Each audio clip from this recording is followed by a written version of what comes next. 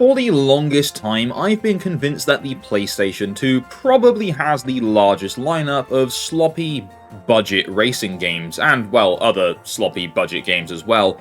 But more recently in this series, the original PlayStation has really been giving it a run for its money. And this week, oh boy, we've got another serious contender. Welcome to the Worst Racing Games, the internet series where you guys suggest different racing games that you think are terrible. Then I play them, review them, and rank them. So last week we had the Nintendo DS exclusive Herbie Rescue Rally, which was... it wasn't great.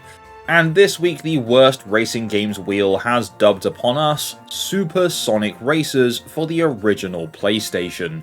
Just to reference, this was called Supersonic Racers here in Europe, but outside of Europe in America this is called Daredevil Derby 3D. I don't really know which one I prefer, neither titles really describe the game that well anyway, so let's just get into it. Okay, so this game was released in 1996 exclusively for the original PlayStation. It was developed by Supersonic Software, hence the name Supersonic Racers, and you may recognise that dev name because we have actually looked at one of their games in this series, and that is Ants Extreme Racing. Oh man, what a throwback that is. Jeez. But these guys also worked on a few ports of different Micro Machines games, such as Micro Machines 2 Turbo Tournament, as well as Emergency Mayhem on the Wii, which is another game that's currently on the wheel that I'm yet to look at, so I guess we'll be seeing Supersonic again at some point. The game was published by Mindscape. Alright, so the first place we must start our investigation as to where this game is going to end up getting ranked is with the game's menu design. So without further ado, let's hop over to Live Action Pledge to have a look at the menu. Okay, so this has got to be one of the weirdest menu designs I've ever seen. And dear God help, I can't stop walking. This is ridiculous. These characters are some of the strangest looking characters I've ever seen. Was not expecting this based on the title of Supersonic Racers, I have to say. I'm quite surprised but also quite impressed at the same time. The sprite work looks like something out of an old Flash game rather than a PlayStation game, and I kind of mean that in a complimentary way. It's not the worst, most egregious thing I've ever cast my eyes upon. Oh, thank God you changed the screen, thank you. So my personal favourite character in this game is a character called Dr. Diabolical, and he even dresses like Billy Butcher. I mean, sometimes these jokes just write themselves. But once you actually get into the game, well, these cool-looking sprite character designs don't really mean anything because you're just in these weird, very low-poly 3D vehicles, if you could even call them vehicles. Alright, so let's just read the description of this game to see what we're getting ourselves into. Daredevil Derby 3D is a cartoonish type of destruction derby that lets the player take control of 8 unique characters and over 30 different tracks, ranging from jungles, canyons, city streets, underwater, outer space, and various other 3-dimensionally rendered terrain. Power-ups can also be picked up and used to give more power and speed to a player's car or even a weapon to knock out rivals. Damn guys, this is actually sounding kind of promising. So let's break down the game modes, because the game has a lot of different types on paper, but really it's just a bunch of variations of the standard Grand Prix mode without much difference. So the base Grand Prix mode actually doesn't have a point system that you'd expect like most other kart racers or racing games of that genre tend to have. You have to place 3rd, 2nd or 1st in a race, and if you come any lower than that, then you get one chance to re-qualify by doing a flying lap, and then you can move on to the next race. If you fail more than once, however, you'll get kicked out and you'll have to start again. So I don't really know what the point of it is, to be honest with you, because there's no points scored from winning. Then you've got the World Series, which is what the Grand Prix sounds like it should have been, with the points, and no matter where you come, you still move on to the next race. Championship is the same thing, except you're targeting one specific racer out of the other racers on the track, and you have to beat them. Knockout, very self-explanatory. You lose, you get knocked out. One-on-one, again, I don't need to explain that, and Speed Trial is just Time Trial. So the main 3, which is Grand Prix, World Series, and Championship, all consist of 10 different races, and thankfully, it's actually 10 different tracks for each championship, so you don't get the same tracks reused across the Grand Prix, World Series, and Championship. It's 10 unique tracks per cup. Yeah, obviously the environments are reused, but at least they're specific individual tracks.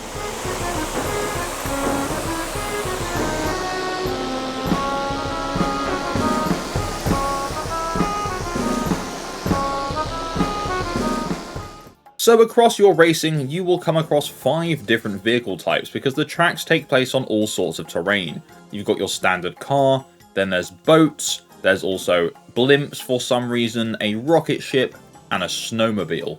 Now, the car handles pretty well, the boats and snowmobiles are alright, and don't even speak to me about the blimps or spaceships because they are some of the worst handling vehicles I've ever used in a racing game.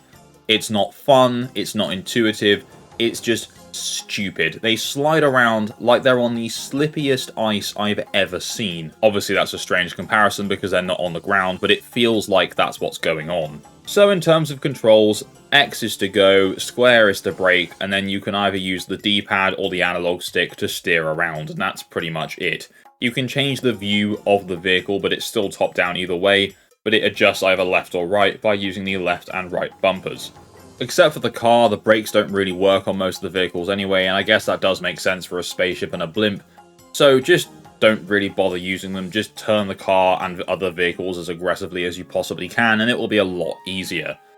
Now, the camera in this game, regardless of what side you have it set to, can be quite disorienting, because around sharper corners, it spins round and you kind of lose track of where you're actually supposed to be driving to. It's not the most offensive thing in the world, but just every now and then I picked up on it and it was kind of a bit confusing. So each race is 3 laps long, but interestingly enough, if you actually are leading the first lap and get to the finish line first, then the race just ends, you've won. But after that, if you're in like any place below first, then the race will continue until the final lap, and wherever you finish is where you finish. You know, it makes sense. Just seems a bit of a strange feature to have being able to win on the first lap just randomly in the game, because it can make playing the game incredibly short if you get quite lucky. I mean, don't get me wrong, each race takes like 1 minute to 1 minute 15 anyway, so it's not exactly long, so it seems very strange that they would actually want to cut that down even further.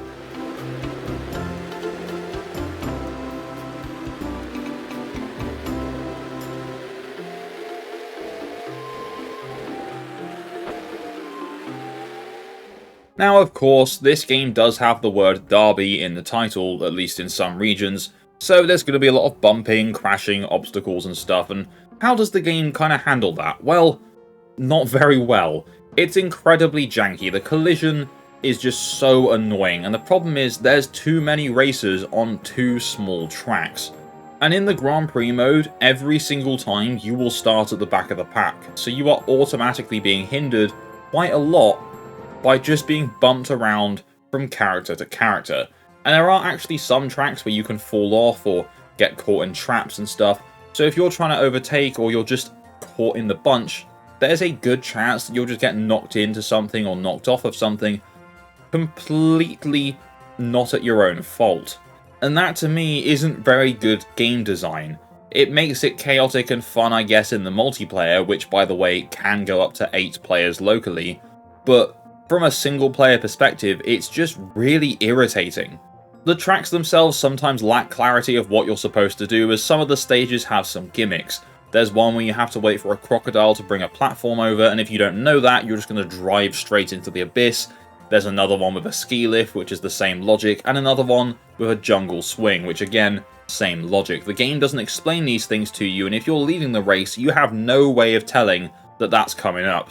Which I guess you can just learn the tracks, but it just adds this layer of unfairness to the game, and there are already quite a few layers of unfairness anyway.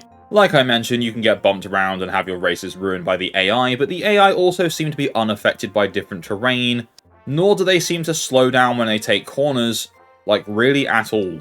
The NPC drivers in this game, they kind of vary. Some of them are really smart and race well, and like 90% of them are just the biggest morons that you've ever seen and just end up spinning around and crashing about, and there really seems to be no in-between in this game. Another issue that exasperates that fact is that there's no rubber banding for the player in this game, so if you do get caught up in what we'll call a racing incident, aka getting smashed off a cliff or into the water or I don't even know what, then the chances are that's pretty much it for you. Your race is over. You might be able to catch the back markers, but you're not getting back towards the front of the pack. You will never catch them. And while sometimes having no rubber banding in a game is good, in a game with design like this, it is kind of annoying. Now, in terms of visuals, this game is definitely a mixed bag. There are parts of it I really like. Some of the sprite work is super charming. The character models, although they are a little bit cursed, I do actually kind of like. But some of the 3D visuals, especially the vehicles, are just not very good, to be honest. I know this was 1996 and an original PlayStation title, but it doesn't change the fact that some of the models are kind of ugly. But let's just head back over to Live Action Cledge, where he can share some of the cool sprite work that he's seen in the game. Oh, this is much better now I'm sat down. So I also just wanted to highlight some of the cool sprite work that I'd seen in the actual tracks themselves. It's a weird mix of some 2D sprite work, some clever visuals, and then some actual 3D blocky bits. These devs have given us a very nice pigeon, a nice seagull, and even some fish. They look pretty cool. I just wanted to show those off, to be honest. I don't really have much else to say about them, except I love sprite work, and this is quite a funky looking PlayStation game. It's one of the best parts about it. In fact, really the only good thing about this game are some of the visuals. Sadly, the audio side of things is an even bigger letdown, because pretty much the entire soundtrack to this game sounds like it belongs in a loading screen to a much better game.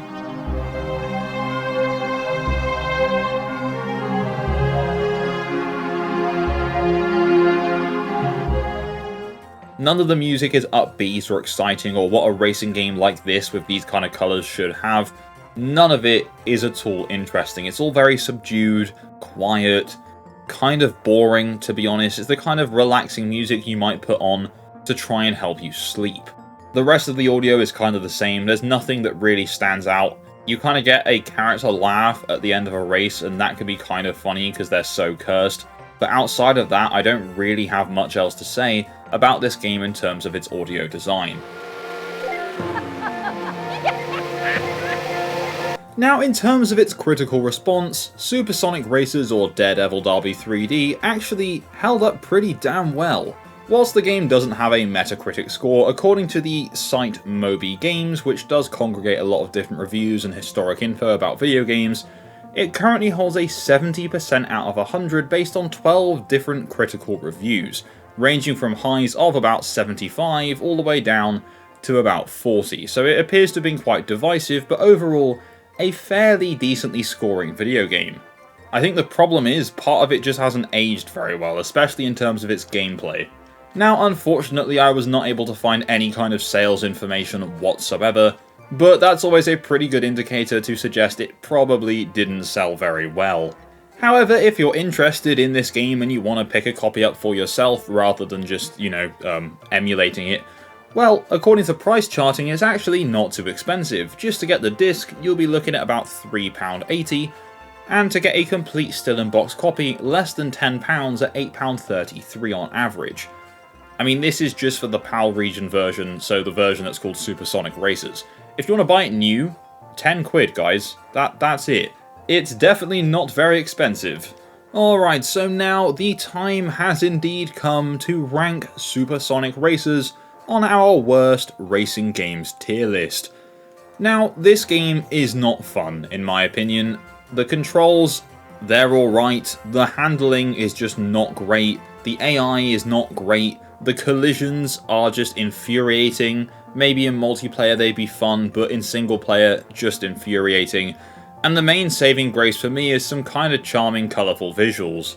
So, to be honest, much like another top-down racing game for the PlayStation 1 we looked at a few weeks ago, this will be going into the hot garbage tier to join alongside recent entries like Cubics and Tricked and Tuned. It's not the most offensive video game in the world, and there's definitely games in this tier alone that are worse than it, but it still doesn't excuse the fact that it's got some really frustrating game design. And so that brings us to the end of our look at Supersonic Racers on the original PlayStation. So let me know in the comments down below, what do you guys think of this game? Are you going to go check it out? Would you have ranked it any differently? And if you have any suggestions for that wheel, let me know in the comments down below. If you enjoyed this video, please don't forget to leave a like, and if you haven't done so already, subscribe and tap that bell for notifications to stay up to date with my future uploads.